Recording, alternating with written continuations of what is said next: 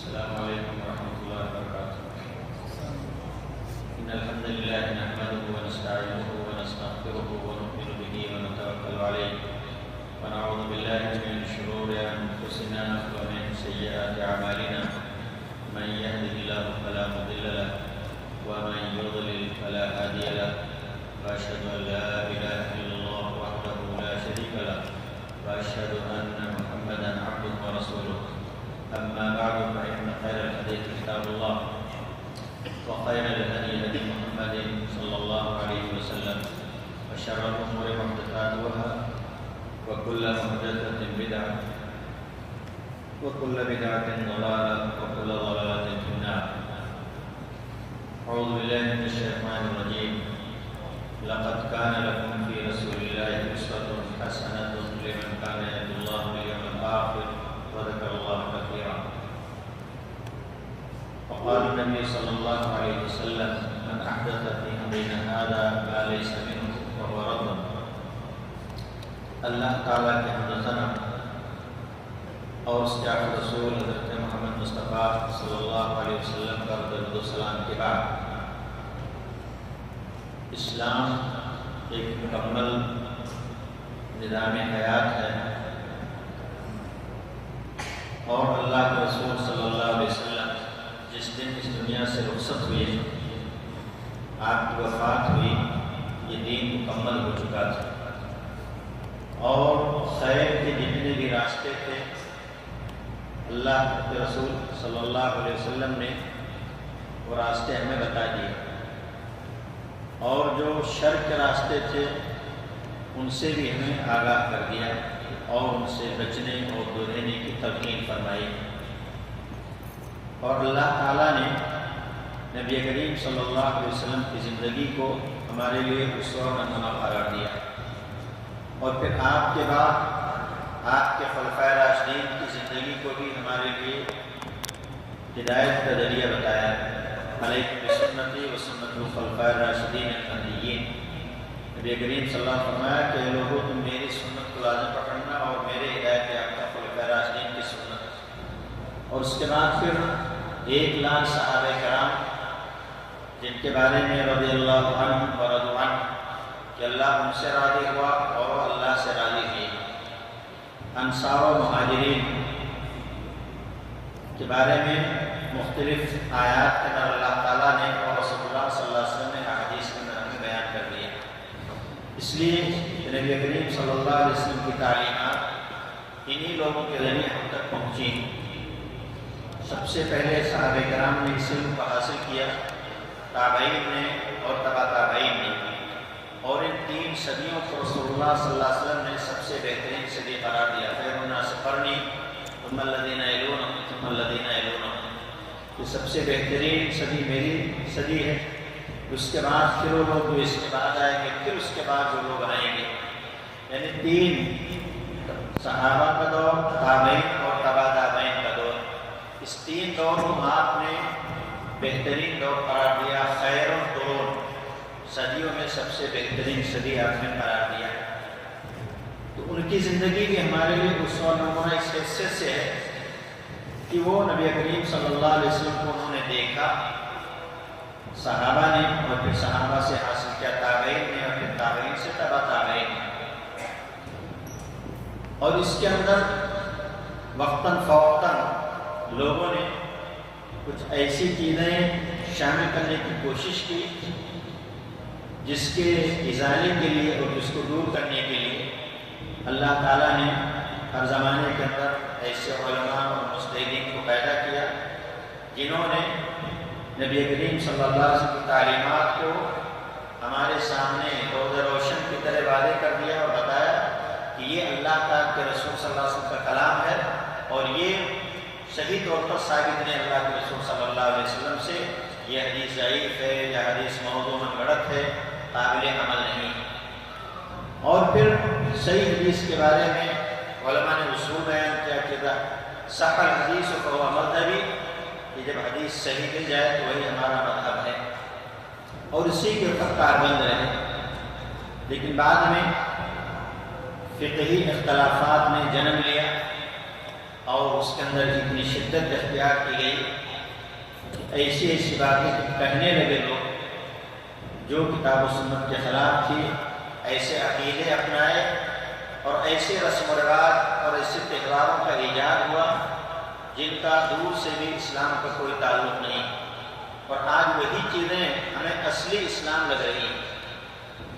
لیکن جو اصلی اسلام ہے اس کو لوگ جانتے ہی نہیں، بلکہ یہی نقلی اسلام، ڈپلیکیٹ اسلام جو ہے یہی لوگوں کے دل و دماغ پر چھایا ہوا ہے۔ کیوں؟ اس لیے کہ انہی چیزوں کو ہمارے دشمنان اسلام نے رواج دیا، ان کا سپورٹ کیا، ان کے لیے فنڈز قائم کیے، ان کے لیے ساری سہولتیں ملی، لیکن جو اوریجنل اسلام تھا، جو صحیح کتاب و سنت کی تعلیمات تھی، ان کے مزاج کے خلاف چیز تھی، اس کے اندر کیا ہے اس کو پیچھے کر دیا۔ اور آج بہت ساری عیدیں، بہت سارے رسم و رواج، بہت سارے دین کے نام پر کیے جانے والے کام یہ سمجھا جا رہے ہیں کہ یہ اصل دین ہے، اور اس کو جو نہیں کرے گا وہ حقیقت میں کیا ہے، دین اسلام سے خارج ہے، بلکہ وہ جہنمی ہے، نعوذ باللہ۔ اللہ تعالیٰ نے اس دین کی حفاظت کی ذمہ داری لی ہے قیامت تک کے لیے۔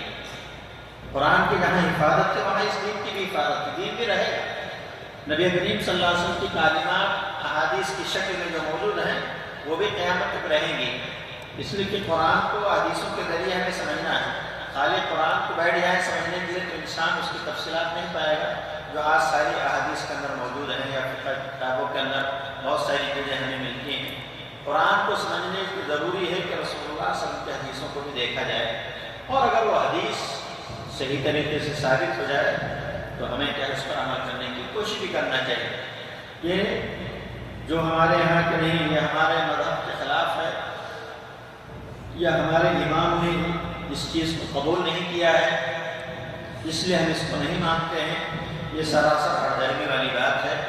اور یہ اتباع رسول کے خلاف جانے والی چیز ہے۔ اگر اتباع رسول کا جذبہ انسان کے اندر ہے تو پھر ایسی صورت میں وہ اس قسم کی باتیں نہیں کرے گا کہ نہیں ہمارے مذہب میں نہیں، ہمارے ملک میں ایسا نہیں ہوتا، ہمارے علماء اس طرح نہیں کہتے ہیں۔ اگر حدیث رسول صلی اللہ علیہ وسلم صحیح طریقے سے مل جاتی ہے تو ہمیں اس کو تسلیم کرنا چاہیے۔ اس لیے اس دین کے بارے میں رسول اللہ فرمایا کہ من احدث فی امرنا ھذا، جس شخص نے کوئی نئی چیز ایجاد کی دین کے نام پر اجر و ثواب حاصل کرنے کے لیے ہمارے اس دین کے اندر، ما لیس منہ، جو اس کے اندر نہیں ہے، جس کا اس سے کوئی تعلق نہیں ہے، فہو رد، تو وہ قابل رد۔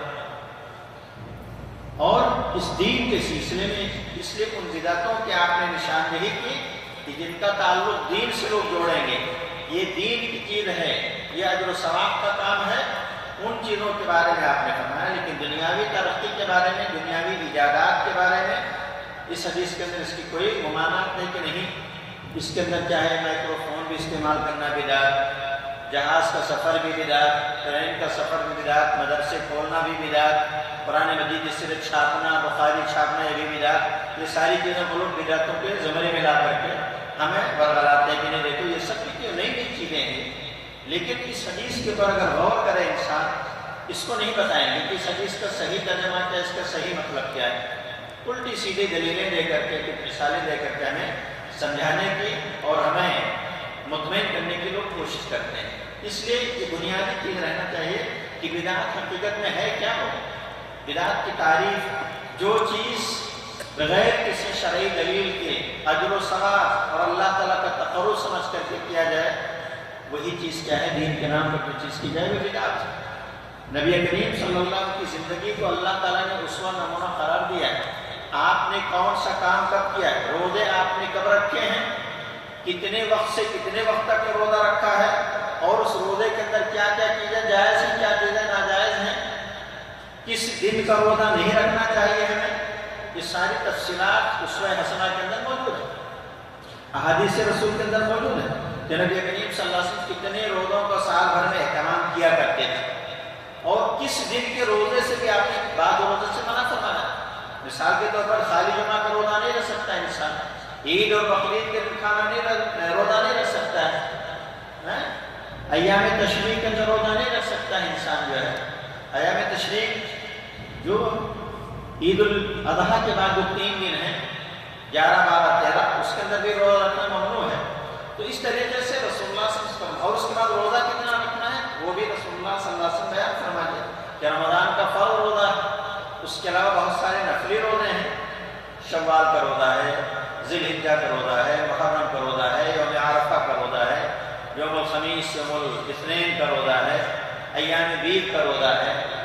اس طرح بہت سارے روزوں کی تفصیلات بھی نبی کریم صلی اللہ علیہ وسلم بیان فرما دیا. اور اگر کسی کے پاس طاقت ہے تو صوم داؤدی رکھے، 1 دن روزہ، 1 دن افطار، 1 دن روزہ، 1 دن افطار. تو جو چیزیں صحیح طور سے ثابت ہو جائیں اس کو ہمیں تسلیم کر لینے کے اندر کسی قسم کا جھجک نہیں ہونا چاہیے. لیکن جو روزے ثابت ہیں نبی کریم صلی اللہ علیہ وسلم سے، اس سے ہمیں دور رہنا چاہیے. جیسے شعبان کا مہینہ ہے، اور ہمارا موضوع بھی ہے کہ شعبان کی فضیلت کیا ہے، شعبان کے اندر جو بدعتیں ہوتی ہیں.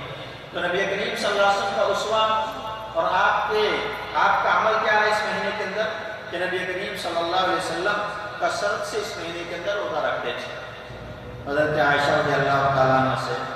مروی نبی کریم صلی اللہ علیہ وسلم جو حدیث ہے، بڑی مشہور حدیث ہے کہ نبی کریم صلی اللہ علیہ وسلم اس مہینے کے پورے روزے کان یصوم شعبان کلہ الا قلیلا، کہ اس شعبان کے پورے مہینے کے روزے رکھتے تھے مگر تھوڑے چھوڑ کر کے، چند دن، 2-4 دن چھوڑ کر کے روزہ نہیں رکھتے تھے. اس لیے دوسری حدیث کے اندر ہے کہ رمضان سے پہلے 1 یا 2 دن پہلے روزہ مت رکھو. اور ایک حدیث آپ نے بھی سنا ہوگا کہ جب 15 شعبان ہو جائے تو روزہ مت رکھو. اس حدیث کے اوپر کوئی کلام بھی ہے ویسے بھی، اور یہ حدیث ٹکراتی بھی ہے. اس حدیث کے اندر ہے کہ قلیلہ کا لفظ، کہ شعبان کے پورے مہینے کا روزہ رکھتے تھے مگر تھوڑے دن چھوڑ کر کے مطلب 4-5 دن چھوڑ دے انسان. اور اسی طرح سے آپ نے جو فرمایا کہ رمضان سے پہلے 1 دن 2 دن پہلے روزہ مت رکھو، اس حدیث کی روشنی میں بھی انسان اگر 25-26 تک بھی کوئی روزہ رکھنا چاہے تو انسان کو گنجائش ہے، کنٹینیو روزہ رکھنا چاہے رکھ سکتا ہے. پورے دن کے روز 20-25 روزے رکھنا چاہے تو رکھ سکتا ہے نبی کریم صلی اللہ علیہ وسلم. لیکن یہ شعبان کے 15 شعبان کے روزہ رکھنا صرف اور رات میں قیام کرنا، یہ نبی کریم صلی اللہ علیہ وسلم کی سنت سے ثابت نہیں صحیح طریقے سے. ہیں حدیثیں موضوع ہیں، اور کچھ حدیثیں حد سے زیادہ ضعیف ہیں.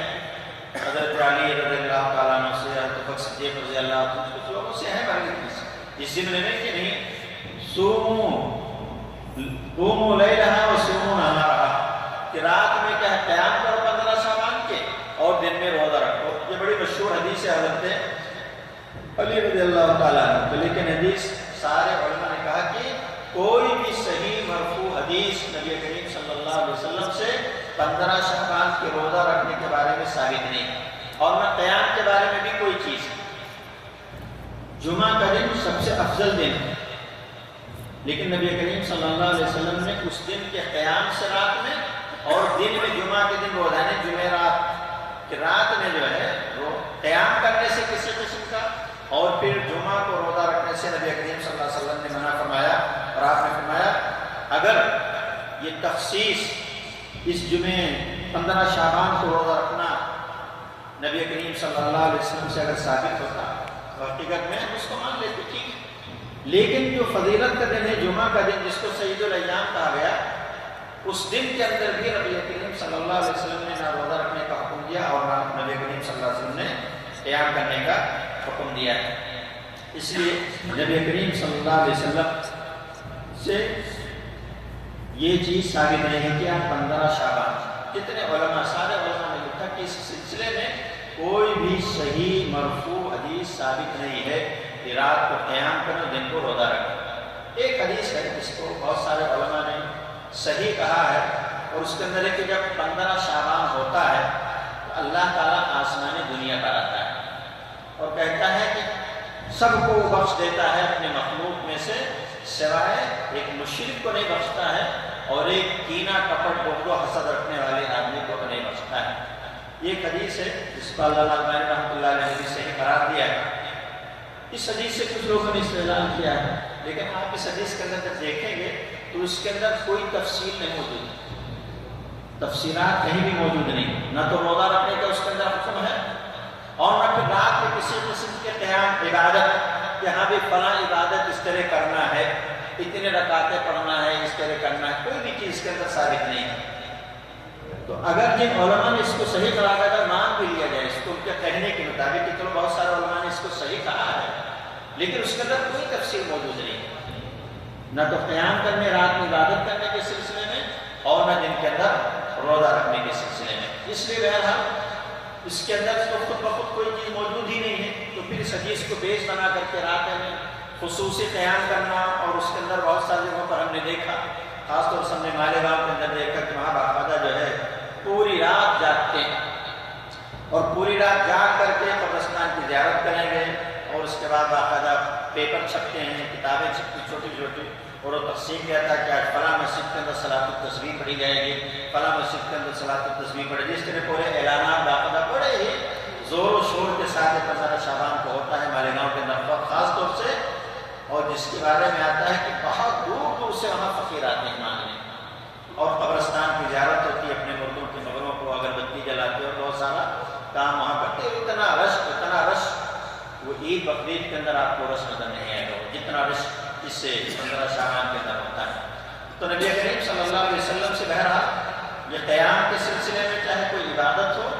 نبی کریم صلی اللہ علیہ وسلم سے کوئی چیز ثابت نہیں، اور نہ روزہ رکھنے کے سلسلے میں نبی کریم صلی اللہ علیہ وسلم ثابت ہے۔ علامہ البانی رحمۃ اللہ علیہ نے اس حدیث کو میں نے کہا کہ صحیح کہا انہوں نے کہا کہ بہت سارے صحابہ سے مروی ہے، لیکن سند کے لحاظ سے ضعیف ہے، انہوں نے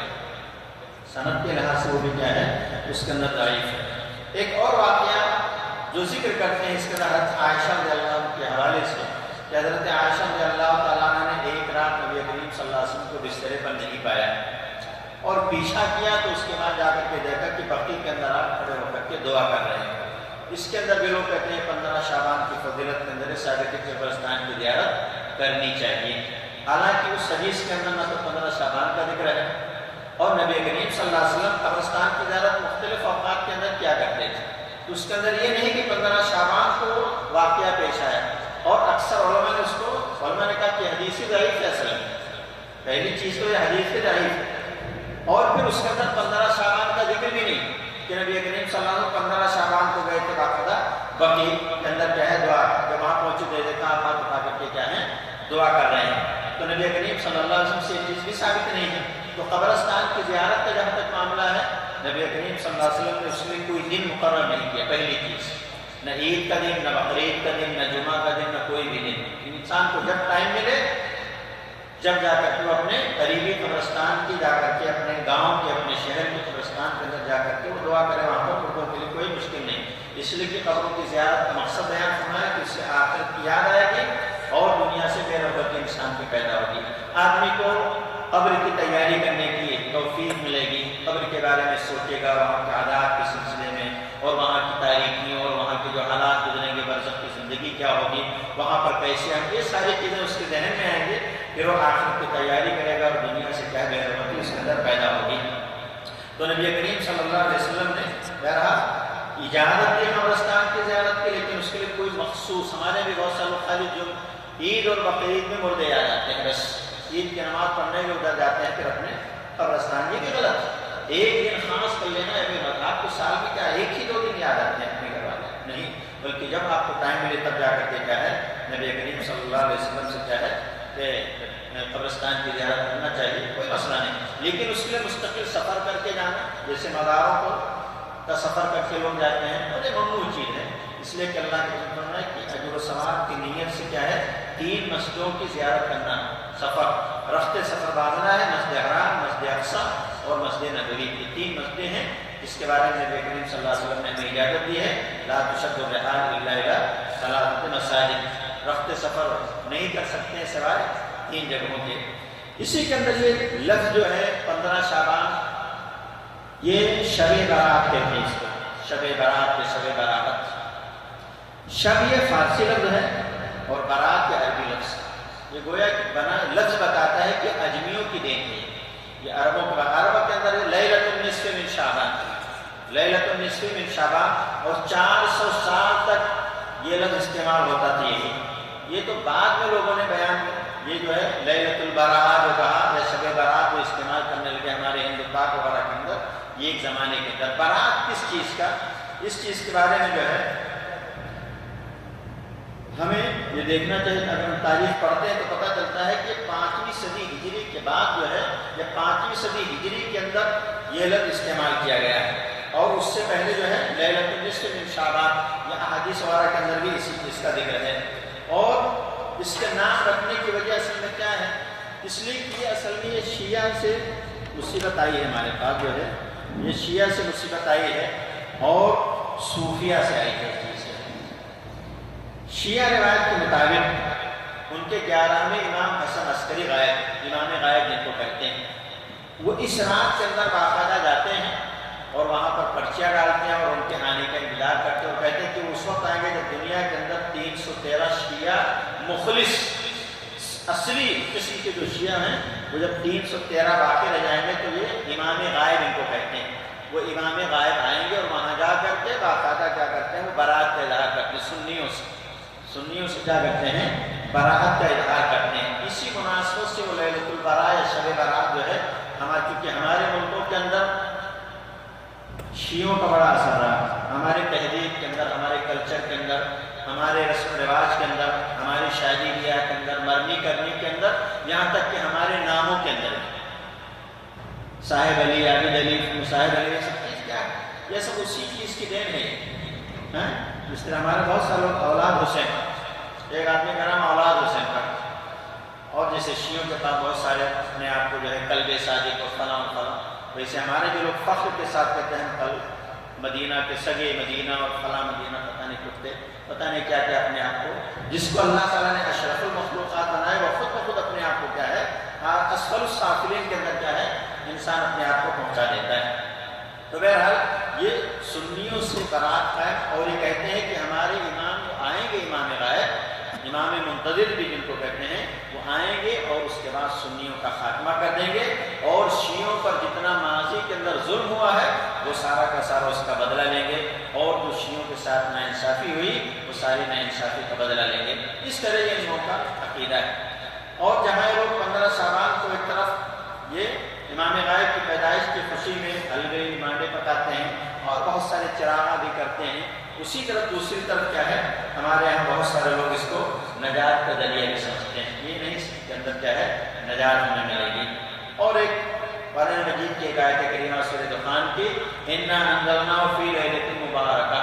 کہ ہم نے اس قرآن کو مبارک رات کے اندر نازل کیا۔ کہتے ہیں کہ اس سے مراد کیا ہے، 15 شعبان کی رات۔ حالانکہ القرآن یفسر بعضها بعضا، یہ اصول ہے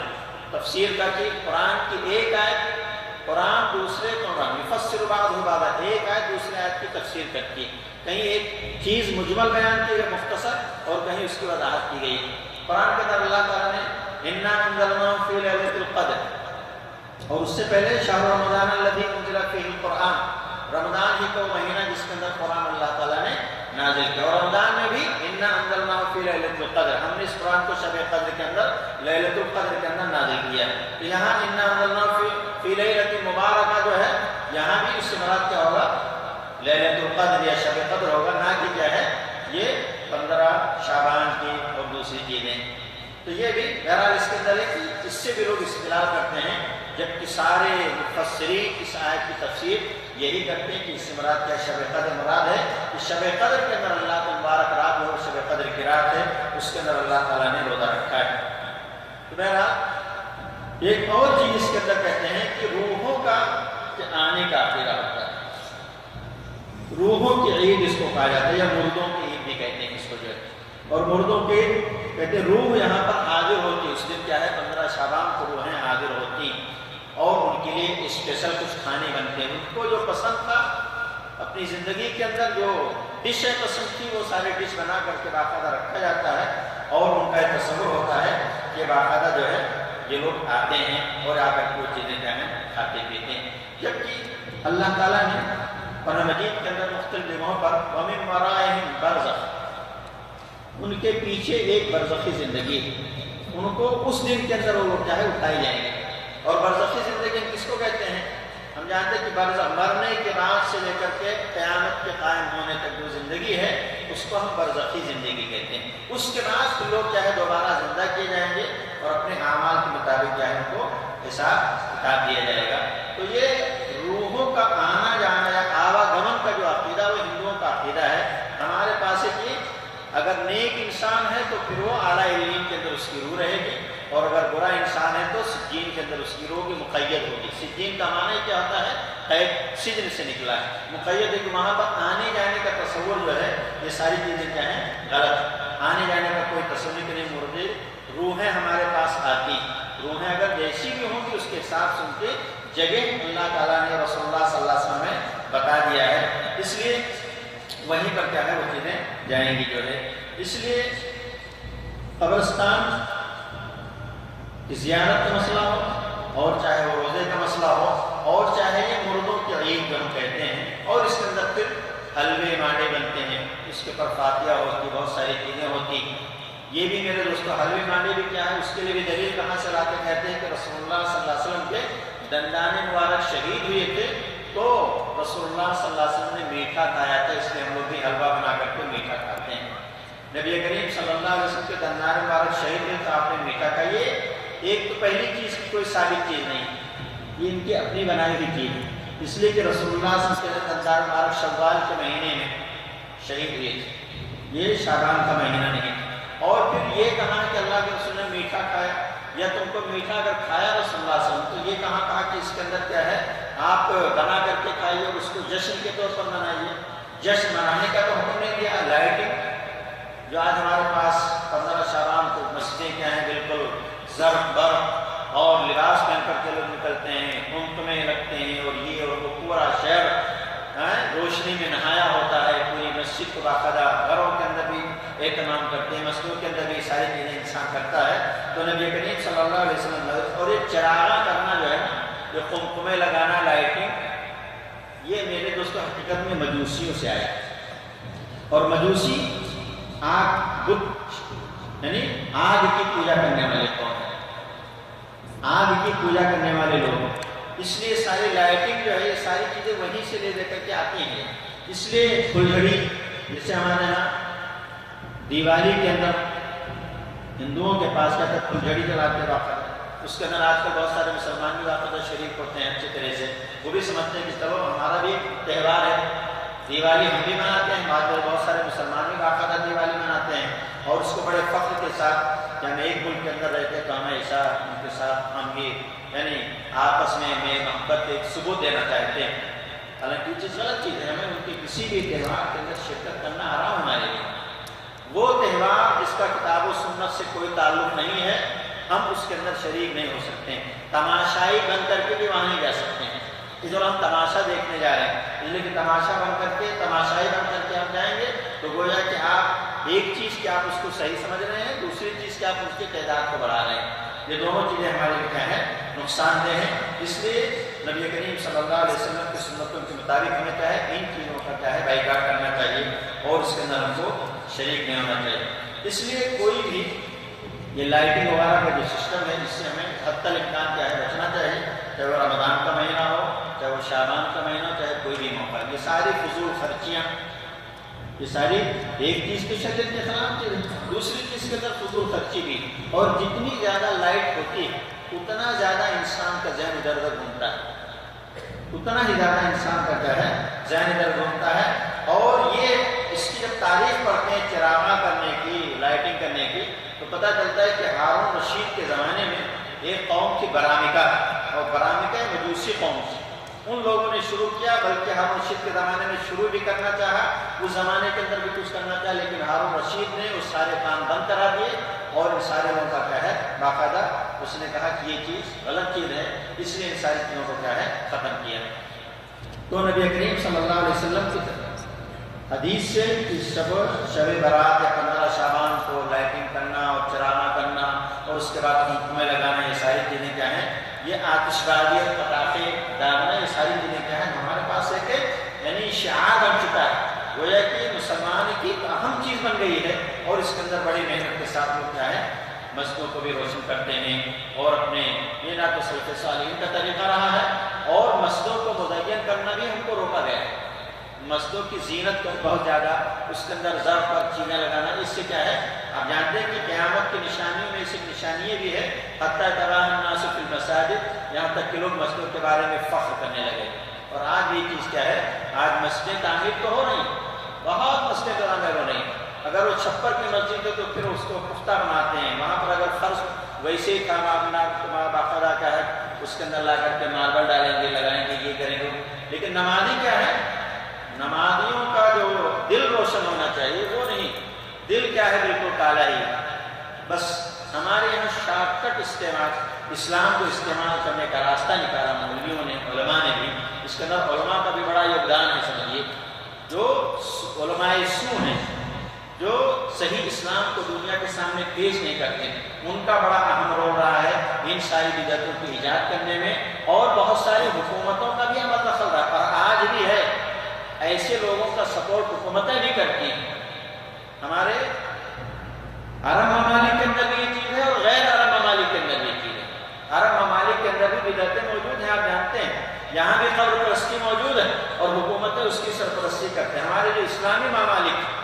57-58 جو اسلامی ممالک ہے، اس کے اندر سعودیہ کو چھوڑ کر کے آپ دیکھ لیجئے کہ سارے کے سارے لوگ کیا ہیں، کہاں توحید پرستی موجود ہے. پورے ملکوں کو آپ دیکھ لیجئے، 55, 56, 57, 58 جو بھی ملک ہیں، آپ دیکھ لیجئے کہ کس طرح وہاں کی حکومتیں باقاعدہ اس کی سرپرستی کرتے ہیں. تو اس کے اندر بہرحال ان ساری چیزوں کے اندر جو ہے پٹاخے کا مسئلہ ہو، یا مسجدوں کو مزین کرنے کا مسئلہ ہو، یا حلوے ماٹے پڑھائی بنانے کا مسئلہ ہو، ان ساری چیزوں کے اندر یہ علماء خور جو لوگوں کا مال حرام طریقے سے کھانے کی ان کو لت لگ گئی ہے، وہ بہرحال اس چیز کے اندر شامل ہیں. اس لیے نبی کریم صلی اللہ علیہ وسلم کی زندگی کے اندر ہمارے زندگی کو اللہ تعالیٰ نے ہمارے لیے اسوہ اور نمونہ قرار دیا ہے. اس لیے اللہ تعالیٰ نے ہم کو جو ہے اس چیز کا حکم دیا ہے کہ ہم نبی کریم صلی اللہ علیہ وسلم کی زندگی کو اپنے ساتھ لے کر کے، چاہے وہ چھوٹا کام ہو اور چاہے بڑا کام ہو، ہمیں نبی کریم صلی اللہ علیہ وسلم کو اسوہ دیکھنا ہے. اس کے بارے میں اسوہ کیا ہے؟ نبی کریم صلی اللہ علیہ وسلم کو اسوہ حسنہ اللہ تعالیٰ نے ہمارے لیے اسوہ حسنہ قرار دیا. کس کے لیے؟ ہر آدمی کے لیے نہیں. اسوہ لمن کان یرجو اللہ والیوم الآخر وذکر اللہ کثیرا، جو اللہ تعالیٰ سے ملنے کی امید رکھتا ہے، جس کو یہ یقین ہے اور اس کا پختہ ایمان ہے کہ میں اللہ تعالیٰ کے پاس جا کر کے کھڑے ہو کر کے اپنے اعمال کا حساب کتاب دینا ہے، اور اللہ تعالیٰ ہمیں دوبارہ زندہ کرنے پر طاقت رکھتا ہے. انہ علی کل شیء قدیر، کن فیکون، کہتا ہو جاؤ وہ چیز ہو جائے گی. اللہ کی طاقت و قدرت پر یقین، اللہ تعالیٰ کے سامنے کھڑے ہونے پر یقین، حساب و کتاب پر یقین، جنت و جہنم پر یقین، اپنی تقدیر پر یقین، یوم آخرت پر یقین. جس آدمی کا اللہ تعالیٰ سے میل ہوگا، والیوم الآخر، اور آخرت کے دن. اس لیے کہ انسان اس چیز کو جھٹلا چکا ہے، آخرت کو مانتا نہیں. اس لیے سورہ انفطار کے اندر کلا بل تکذبون بالدین، اصل تم اپنے رب سے دور کیوں ہو؟ اس لیے کہ تم بدلے کے دن کے منکر ہو. آخرت کو تم مانتے نہیں، زبان سے کہہ بھی دیتے ہو، لیکن حقیقت اپنے عمل کے ذریعے اس کا تم انکار کرتے ہو. اگر انسان زبان سے قرار کرتا ہے اور اپنے عمل کے ذریعے بھی اس کو ثابت کر دے، تب تو مانا جائے گا کہ واقعی انسان کیا ہے، دل سے بھی مانتا ہے اور باہر سے بھی مانتا ہے، اپنے ارکان اپنے اعمال کے ذریعے اس کو ثابت کر رہا ہے. اس لیے وہ کام نہیں کرے گا. وذکر اللہ کثیرا، اور کثرت سے اللہ کو یاد کرتا ہے. اللہ کو یاد کرے گا تو اللہ کے کلام کو یاد کرے گا، اور اللہ کو کلام کو یاد کرے گا تو اللہ کے رسول کو یاد کرے گا، اور اللہ کے رسول کو یاد کرے گا تو اللہ کے رسول کی حدیثوں کو یاد کرے گا، اور اس سے اپنا تعلق قائم کرے گا. تو کتاب و سنت سے اپنا تعلق جوڑے گا. ایسا نہیں ہے کہ کتاب اللہ سے محبت ہو اور ہم کبھی کھول کر کے نہ پڑھیں، اس کے معنی مطلب کو نہ سمجھیں. رسول اللہ صلی اللہ علیہ وسلم سے محبت ہو لیکن آپ کی تعلیمات کو ہم کبھی نہ پڑھیں اور نہ ان کی تعلیمات کے مطابق اپنی زندگی گزارنے کی کوشش کریں، ایک کام سے سنے دوسرے کام سے اڑا دیں. ایسا نہیں ہو سکتا ہے. اس لیے کہ رسول اللہ صلی اللہ علیہ وسلم رسول ماننے کا تقاضا یہ ہے کہ نبی کریم صلی اللہ علیہ وسلم کی تعلیمات کے مطابق اپنی زندگی گزاری جائے. اور اسی لیے اللہ تعالیٰ نے رسول اللہ صلی اللہ علیہ وسلم کی زندگی کو ہمارے لیے اسوہ نمونہ قرار دیا، اور کسی مولوی مرشد کی بات کو نہیں کہا، نہ کسی کہا کہ فلاں کتاب کو لا طاعۃ لمخلوق فی معصیۃ الخالق. کسی مخلوق کی اطاعت جائز نہیں ہے، ان کی بات ماننا جائز نہیں ہے اگر خالق کی نافرمانی ہو رہی ہے. اگر اللہ تعالیٰ کی نافرمانی ہو رہی ہے تو اسی صورت میں ہمیں کسی کی بات نہیں ماننا، چاہے ہمارا مرشد ہو، چاہے ہمارا مفتی ہو، چاہے ہمارا حکمران ہو، چاہے کوئی بھی ہو. ہمیں لا طاعۃ لمخلوق فی معصیۃ الخالق، یہ بڑی اہم حدیث، بڑی اہم چیز ہے کہ کسی مخلوق کی اطاعت جائز نہیں، چاہے وہ ماں باپ ہی کیوں نہ ہو، چاہے وہ ہمارے خاندان کے مولوی اور علماء کیوں نہ، ہماری جماعت کے علماء کیوں نہ، اگر ہمیں کچھ کرنا ہے تو اس کے لیے دلیل چاہیے۔ تو برہانکم ان کنتم صادقین، اگر یہ کام کرنا ہے تو اس کے لیے دلیل چاہیے، ہمیں پروف چاہیے، ہم بغیر پروف کے کام کرنے والے نہیں۔ اللہ تعالیٰ نے رسول اللہ کی زندگی کو اس وقت نمونہ قرار دیا کہ بتاؤ کہ رسول اللہ صلی اللہ علیہ وسلم نے اس طرح جشن منایا کیا، شب برات اس طرح منائی، یا تمہاری فقہ کی کتابوں کے اندر لکھا ہوا کہ کتنے کلو کا میٹھا بنے گا، کتنے کلو کا حلوہ بنے گا، کتنے کلو کا یہ بنے گا، اور اس کے اندر کیا کیا چیزیں شامل ہوگی، کہیں کچھ بتایا اللہ تعالیٰ نے؟ یہ فقہاء نے، چاروں فقہ کے ماننے والے جو لوگ ہیں، چلے چاروں فقہ کے اندر کہیں بھی کوئی آدمی دکھایا کہ کہیں بھی فقہ کی کتاب کے اندر اس کی تفصیلات موجود ہیں؟ ابھی گزر گیا شب معراج بڑے جشن کے ساتھ، رجب کے کونے گزر گئے، ان ساری چیز کی تفصیلات کیا فقہ کی کتابوں کے اندر کہیں موجود ہیں؟ محرم جو مناتے ہیں بڑے زور و شور کے ساتھ ہمارے ملکوں کے اندر، کیا اس کی تفصیلات حدیث کے اندر کہیں موجود ہیں؟ یا فقہ کی کتابوں کے اندر تمہارے فقہ حنفی جس کو جو ہم کہتے ہیں، ہمارے ملکوں کے اندر عام طور پر یہی رائے ہے، تو کیا کہیں اس کے اندر موجود ہے کہ ہاں محرم کس طرح منانا ہے، کیسے منانا ہے، کیا کرنا ہے، کتنے لمبے اونچے تاجی بنیں گے، کتنے سدے اٹھیں گے، تب میں کیا ہے؟ یہ ساری چیزیں کہیں بھی نہیں۔ اس لیے میرے دوستو، یہ جو پٹاخے اور پھلجھڑیاں، یہ پٹاخے پھلجھڑیوں جیسے ہے پر ہے دیوالی۔ ایک شاعر کہتا ہے کہ پٹاخہ پھلجھڑیوں سے جیسے پر ہے دیوالی، شب برات میں پوری ہے اس کی نقالی۔ میں اس لیے میں اس کی شرط میں اس میں 3 شرط شمار کرتا ہوں: ضیاء مال، ضیاء عمل، ضیاء وقار، کہ مال کا ضیاء ہے اور اس طرح سے عمل آپ جو کریں وہ بھی برباد ہے اور آپ کا وقار بھی مجروح ہو رہا ہے، اس لیے کہ کتاب و سنت کے مطابق نہیں ہے، اس لیے اس سے چاہے دور رہنے کی ضرورت۔ اور آپ نے سنا ہوگا کہ حلوہ پراٹھے کے سلسلے میں حضرت اویس قرنی کی بڑی شوق سے بہت شان کے ساتھ لوگ مثال دیتے ہیں کہ اتنی محبت کی ہوئی کہ انہوں نے اپنے دانت توڑ لیے، کہ پتہ نہیں کہ اللہ کے رسول صلی اللہ علیہ وسلم کی کون سا دانت شہید ہوا تھا، ٹوٹا تھا، تو اس محبت میں جب پتہ نہیں تھا تو پھر کیا کیا، پورے دانت توڑ کر کے اویس قرنی نے محبت رسول کا اظہار کیا اور اس کے بعد حلوہ مانڈا کھایا گیا۔ یہ پاگلوں کی باتیں ہیں، حقیقت میں پاگل کوئی ہوگا وہی توڑے گا۔ حضرت اویس قرنی جیسے محبت رسول کا اظہار کرنے والی اس طرح سے قصے کہانیوں کے اندر ان کو بڑھا چڑھا کر کے پیش کر دیا، کیا وہ پاگل تھے کہ سارے دانت توڑ دیے؟ قرآن اور احادیث کے اندر کیا اپنے آپ کو نقصان پہنچانا جان بوجھ کر کے اپنے آپ کو دانت توڑنا کیا شرم جائز ہے؟ کیا کوئی مولوی فتویٰ دے سکتا ہے کہ نہیں تو محمد رسول کے اندر سارے دانت توڑ لو اس کے بعد وزن کرو؟ یہ حقیقت میں قصے کہانی من گھڑت ایک افسانے جیسے ہوتی ہے، اس کا کوئی سر پیر نہیں ہوتا۔ اسی طرح ویسے کرنے کے بارے میں لوگوں نے کیا ہے پھیلا دیا کہ بڑے محبت رسول کے وہ ان کے اندر جذبہ تھا، اس لیے انہوں نے اس کے محبت کے اندر اپنے سارے دانت توڑ دیے۔ یہ میرے دوستو یہ غلط چیز ہے، اس لیے حقیقت میں اس کے اندر کوئی سچائی نہیں اور کوئی عقل مند انسان یہ کام کر ہی نہیں سکتا ہے۔ چاہے جائے کہ بیوقوف اور کوئی گھامڑ اور پاگل قسم کا آدمی کر لے وہ غلط چیز ہے، لیکن کوئی عقل مند انسان صحیح سا انسان کا ہے سوچ نہیں سکتے کہ نہیں ہم پورے دانت توڑ لیں اس کے بعد تو کتنے لوگ توڑتے ہوں کتاب میں۔ تو یہ چونکہ نبی کریم صلی اللہ علیہ وسلم ثابت نہیں، اور یہ میں نے کہا کہ یہ کھانے بنانے کے مختلف طریقوں سے، حرام طریقوں سے، جیسے کہ اللہ نے قرآن کے اندر کہا یا ایھا الذین آمنوا، اے مومنو ان کثیر من الاحبار والرهبان لیأکلون اموال الناس بالباطل، کہ بہت سارے علماء اور راہب جو ہر مذہب اور مسلک کے لوگ ہوتے ہیں وہ کیا کرتے ہیں، یہ علماء اور راہبوں کا طبقہ کیا کرتا ہے، لیأکلون اموال الناس بالباطل، باطل ذریعے سے مسلمانوں کا لوگوں کا مال کھاتے ہیں، اس لیے تم کو اس سے کیا ہے بچنا چاہیے۔ وَيَصُدُّونَ عَن سَبِيلِ اللَّهِ، اور اس کے بعد اللہ کے راستے سے لوگوں کو روکتے، صحیح بات ان کے سامنے بیان ہے۔ تو یہ حقیقت میں یہ سب کھانے پکانے کی جو چیزیں ہیں، جہاں جہاں حلوہ خوری اور قرآن خوانی یا ساری چیزیں آتی ہیں یہ اسی ذمے میں آتی ہیں، اس لیے ہمیں اس سے کیا ہے دور رہنے کی ضرورت ہے۔ تو نبی کریم صلی اللہ علیہ وسلم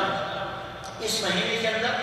کثرت سے روزہ رکھا کرتے تھے۔ پہلی چیز نبی کریم صلی اللہ علیہ وسلم کثرت سے روزہ رکھتے تھے، اس لیے جہاں تک ہو سکے انسان کو، اور یہ مہینہ یہ بھی نہیں سمجھنا چاہیے کہ یہ کیا ہے محترم مہینوں میں،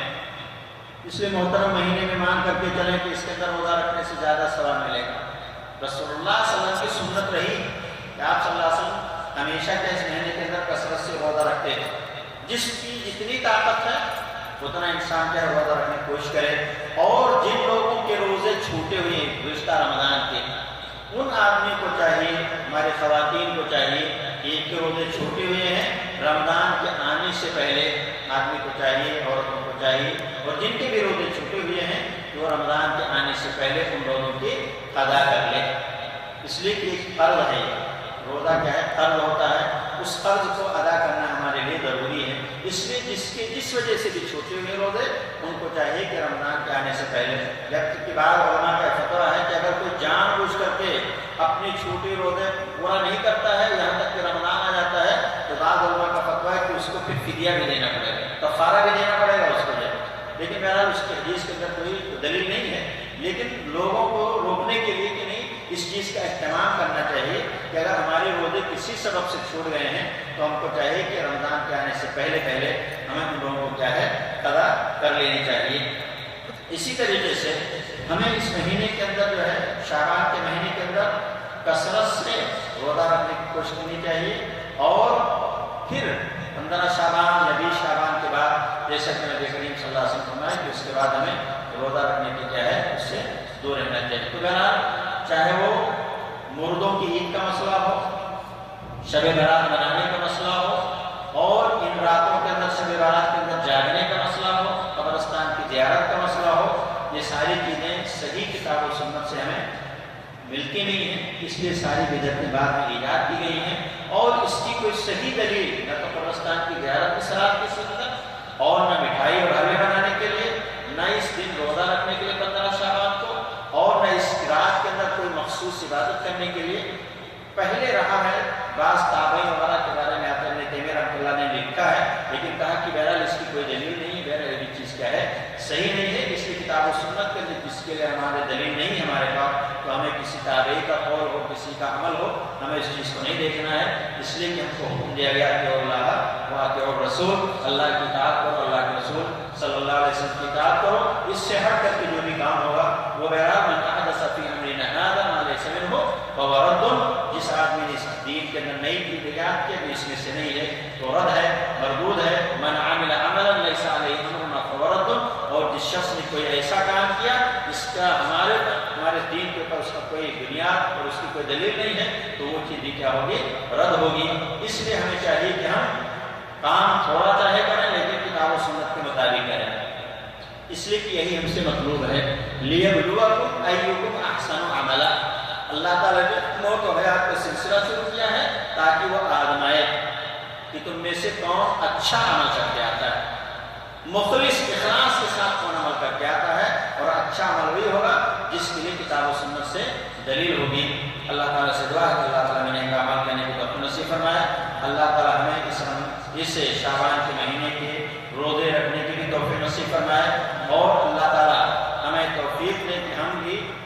इस महीने के अंदर ज़्यादा रखें, और उसके साथ साथ एक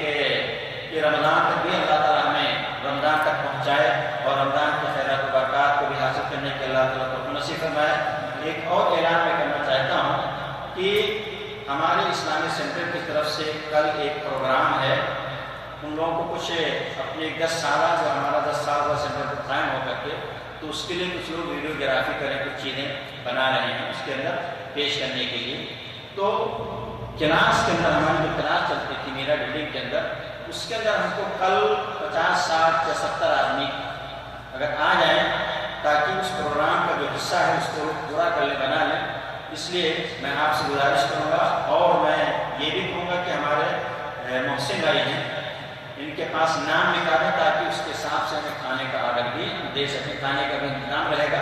इसलिए मैं चाहता हूँ कि 60-70 आदमी अगर आ जाए कल, इसलिए आप सबसे गुजारिश है कि आप खुद भी आइए और दूसरों को भी क्या है ले करके आ जाइए, ताकि और इसके साथ मैसेज भी हमारे मोहसिन भाई भेज देंगे, अपना मैसेज भी सारे लोगों के पास भेज देंगे। इसलिए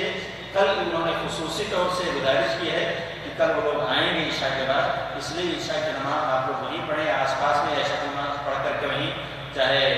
जौहरा में या उधर आसपास में हमारे बिल्डिंग के अंदर भी नमाज होती है, पढ़ करके इसके अंदर आ जाएँ तो ज़्यादा बेहतर होगा। एक और दुआ की दरख्वास्त है, हमारे बहुत करीबी और हमारे बहुत मुखलिस, उनको फालिज का असर हो गया है, जो लखनऊ के अंदर सहारा हॉस्पिटल के अंदर एडमिट हैं, उनके کے عزیزوں نے درخواست کی ہے کہ آپ ان کے لیے دعائے صحت کے لیے اللہ تعالیٰ سے دعا ہے اللہ تعالیٰ ان کو بھی صحت و تندرستی نصیب فرمائے. اور ہمارے بھائی نے یہ ابھی 11 بجے ان کے چچا کا انتقال ہو گیا ہے, عبدالواجد بھائی نے ان کی مغفرت کی دعا کے لیے کیا ہے. صفائیوں سے اللہ تعالیٰ سے دعا ہے کہ اللہ تعالیٰ ہمیں نیک اعمال کی توفیق دے اور اللہ تعالیٰ ہم کو جب تک دنیا کے اندر زندہ رکھے دین اسلام کو قائم رکھے. اور جو لوگ اس دنیا سے جا چکے ہیں اللہ تعالیٰ ان سارے لوگوں کی مغفرت فرمائے. جو لوگ پریشان ہیں ان کی پریشانی بھی دور فرمائے. جو لوگ بیمار ہیں اللہ ان کو شفائے دنیا نصیب فرمائے. اور ان کے جو لوگ انتقال کر چکے ہیں اللہ تعالیٰ بھی جنہوں نے درخواست کی اللہ ان کے گھر والوں کو بھی صبر جمیل کی توفیق نصیب فرمائے. اور جو لوگ بھی پریشان ہیں ان کی پریشانی بھی دور فرمائے. اور جو لوگ اس دنیا کے اندر ابھی تک اللہ تعالیٰ ہمیں توفیق دے کہ ہم وہ کام کریں جو ہمیں جنت کے لے جانے والے ہوں اور ان کاموں سے دور رہیں جو ہمیں جہنم کے لے جانے والے ہوں. اور صلی اللہ علیہ وسلم.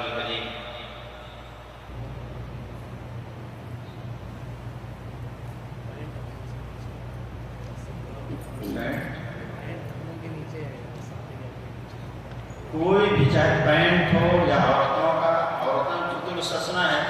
مردوں کے لیے حکم ہے کہ مرد ٹخنے سے نیچے کوئی بھی چیز نہیں لٹکائیں گے. چاہے پینٹ ہو, چاہے شلوار ہو, چاہے اس کا لنگی ہو, چاہے توپ ہو, کوئی بھی چیز ہو, یہ شرعاً ممنوع ہے. اور اس کی بہت سخت وعید حدیث کے اندر آئی ہے. اس لیے شیخ حسین رحمۃ اللہ علیہ کہتے ہیں, کچھ لوگ کہتے ہیں کہ ہم تو کبر و غرور کی سے نہیں لٹکاتے ہیں. ایک صحیح حدیث ہے مسلم احمد کی میرے خیال سے روایت ہے, الاسبال هو الکبر,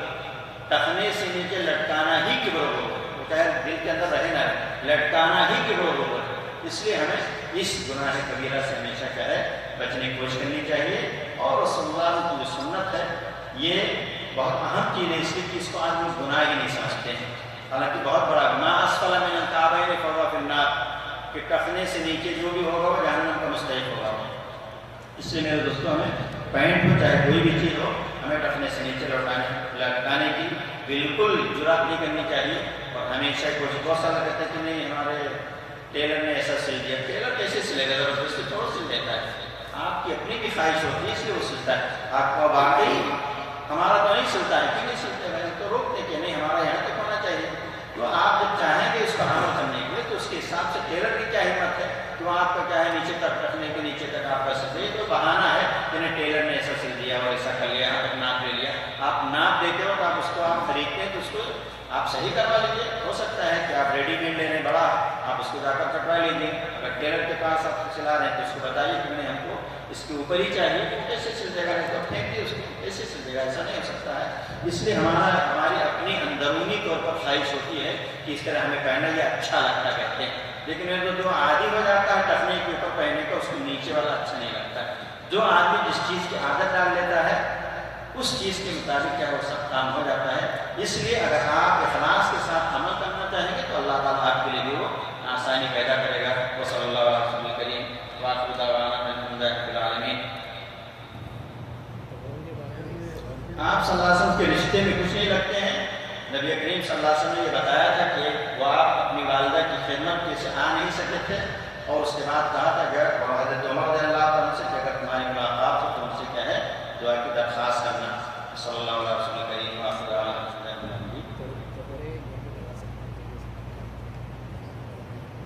توغرے مکہ مدینہ کس کیا ڈیکوریشن کے لیے لگاتا ہے آدمی, یا اس کے اندر اور کوئی مقصد ہے, یا برکت کے لیے لگاتا ہے. برکت کے لیے تو کوئی بھی چیز لگانا غلط ہے, لیکن اگر خالی ڈیکوریشن کے لیے کوئی مکہ مدینہ کے فوٹو لگا دیتا ہے جس کے اندر انسانوں کے فوٹو نہ ہو, شرط یہ ہے کہ اس کے اندر جاندار کے فوٹو نہ ہو, انشاءاللہ کوئی حرج. لیکن ڈیکوریشن کے اندر بھی فضول خرچی نہ کریں. آج بھی ڈیکوریشن کے توغرے اتنے مہنگے آ رہے ہیں, یہ صرف ایک کمائی کا ذریعہ لوگوں نے بنا لیا ہے. بہت ساری چیز چائنا سے بھی آ رہی, جاپان سے, ترکیہ سے, اور خاص طور سے ملکوں سے, خاص طور سے ہمارے پاس ساری چیزیں آ رہی. ایک بہت بڑا بزنس بن چکا ہے چونکہ, اس لیے کہ اس کے نام پر جذبات سے لوگ کھیل کر کے مکہ مدینے کا تو لوگ اثرت سے خریدیں گے اور ہمارا اچھا خاصا بزنس ہو جائے گا. اس لیے ڈیکوریشن کے اندر بھی ہمیں کیا ہے احتیاط کرنا چاہیے ان ساری چیزوں سے. صلی اللہ علیہ وسلم کریم وآخر دعوانا الحمد للہ رب العالمین. السلام علیکم ورحمۃ اللہ. کل کے لیے ضرور آپ لوگ حاضر ہوں, اور محسن بھائی کے پاس لکھا دیں کہ زیادہ بہتر ہوگا. بھائی سے ایک سوال ہے میرا. جی. ہم جب قبرستان جاتے ہیں اپنے قبر والوں کو مردوں کو سلام ڈالتے ہیں تو کیا وہ ہمیں جواب دیتے ہیں؟ دیکھیے سلام جو ہوتا ہے کچھ تو جواب دینے کے لیے، کچھ ہے کہ دعا ہوتا ہے. تو یہ ہم قبرستان میں جا کر دعا کرتے ہیں، وہ ایک دعا ہے ان کے لیے، وہ جواب نہیں دیتے ہیں. اس لیے کہ قرآن خود کہتا ہے کہ وہ بول بھی نہیں سکتے قیامت تک. اب ان کو پکارتے رہو تو سنتے نہیں ہیں، اور جو سنتے ہو مخصوص حالات کے اللہ کے رسول نے بیان کر دیا کہ فلاں فلاں اس میں سنتے ہیں، بقیہ اوقات کے اندر وہ سنتے ہیں. ان کا لن تسمع من فی القبور، آپ ہرگز نہیں سنا سکتے ان لوگوں کو جو قبروں کے اندر. اسے مرنے کے بعد کوئی سنتا بھی نہیں ہے اور نہ کوئی جواب دیتا ہے. یہ ہماری طرف سے ایک دعا ہوتی ہے جس کا جواب دینا ضروری نہیں ہے. جیسے کیونکہ ہم سلام ایک ہوتا ہے سلام کرتے وہ جواب دیتے ہیں، اور مردوں کو جو ہم سلام کرتے ہیں السلام علیکم جو کہتے ہیں وہ اس عقیدے کے ساتھ کہ ہم کو دعا سکھائی گئی ہے ان کے لیے دعا کہ اللہ تم کو سلامت رکھے. اپنی کہتے ہیں صلی اللہ علیہ وسلم. تسبیح نماز والے آپ نے ذکر کیا جی. اس حدیث میں مطلب وہ صحیح ہے؟ کون سے؟ تسبیح نماز والا صلاۃ التسبیح کے اندر بہت سارے علماء کا اختلاف ہے. سعودیہ کے سارے علماء اس کو کہتے ہیں کہ غلط ہے، لیکن شیخ البانی رحمۃ اللہ علیہ اور حافظ ابن حجر رحمۃ اللہ علیہ اور کچھ لوگ جو کہتے ہیں کہ وہ اتنی زیادہ روایتیں ہیں ان کے نزدیک کو حسن، ان کے نزدیک کو کہتے ہیں کہ اگر کوئی عمل کرتا ہے تو ہم روک نہیں سکتے، کر سکتا ہے. لیکن سعودی کی جتنے علماء ہیں اس لیے یہاں کی کتابوں کے اندر آپ کو صلاۃ التسبیح کافی نہیں ملے گا. مطلب لوگوں کو روکنا نہیں روکنا غلط. کچھ علماء اس کی صحت کے قائل ہیں، جیسے علامہ البانی رحمۃ اللہ علیہ شیخ حافظ ابن حجر کو بھی انہوں نے باقاعدہ رسالہ لکھا جو مشکات کے آخر میں ہے، باقاعدہ اسی کو بیس بنا کر کے شیخ البانی رحمۃ اللہ نے بھی کہا ہے. لیکن یہاں کے اکثر علماء، سارے علماء یہاں کہیے کہ اس کو کیا ہے نہیں مانتے ہیں، کہتے ہیں کہ یہ حدیث صحیح نہیں ہے، اس لیے کہ ایک نئی طریقے کی نماز ہے، اس کے اندر نیا ایک طریقہ اس کے اندر ذکر کیا گیا ہے. تو بہرحال یہاں کے علماء کا اکثر علماء کا یہی فتویٰ ہے، اکثر نہیں بلکہ سب کا، کہ صلاۃ التسبیح صحیح نہیں ہے. لیکن جو لوگ اس کے قائل ہیں وہ علامہ البانی رحمۃ اللہ علیہ کی بات پر جو ہے عمل کرتے ہیں، اور دوسرے کچھ علماء اور بھی جن کے اوپر عمل کرتے ہیں. اس لیے اگر کوئی کر لیتا ہے اس کے ہمیں شوق نہیں، اس کی ترویج نہیں کرنا، لیکن اگر کوئی پڑھتا ہے تو میں سمجھتا ہوں کہ ہمیں اس کے اندر زیادہ سختی نہیں کرنی چاہیے. روکنے کے لیے بہتر ہے کہ نہ پڑھیں. ہم بہتر میں نہیں کہہ سکتے ہیں، بہرحال اس کی جگہ نہیں بول سکتے ہیں. مولانا صاحب اگر کوئی کافر یا کوئی شیعہ یا کوئی مشرک مسلمانوں کو رمضان میں افطار کی دعوت دے تو کیا اس کو مسلمانوں کو جانا چاہیے اس کی دعوت میں؟ افطار کھا سکتے ہیں، افطار ضرور بھی کرائے تو افطار کے لیے تو کیا غیر مسلم اگر افطار کرے تو، لیکن ہم کو بچنا چاہیے تاکہ ہمارا جو روزہ ہے وہ کس چیز کا کھلا رہا ہے پتہ نہیں کس چیز کا ہو. تو کوشش یہ کرنی چاہیے کہ ہمیں اپنے مسلمان بھائی، لیکن جائز ہے اگر کوئی افطار کراتا ہے آپ کا ساتھ میں رہتے ہیں وہ کبھی کراتے ہیں تو جا سکتے، کوئی مشکل نہیں. یا کوئی محرم کے مہینے میں حلیم بھیجے تو نہیں، وہ الگ چیز ہے، یہ الگ چیز ہے، وہ الگ چیز ہے. کسی تہوار سے اس کا تعلق ہے تو اس کو ہمیں نہیں کھانا چاہیے. شب برات کے اندر آپ کے پاس حلوہ کوئی بھیجتا ہے فاتحہ کرا کر کے، آپ اس کو نہیں کھانا چاہیے. رجب کے کونے کے اندر یا محرم کے اندر سبیلے لگاتے ہیں دوسرے کے نام پر، وہ چیز ہمیں نہیں کھانا چاہیے، لیکن ایک الگ چیز ہے، اس سے اس کا تعلق نہیں ہے. کوئی بھی تہوار چاہے ہندوؤں کا ہو چاہے مسلمانوں کا، ہمیں اس کو کوئی بھی چیز جو شریعت سے ثابت نہیں ہے اس کو ہمیں بچنا چاہیے، اس سے ہمیں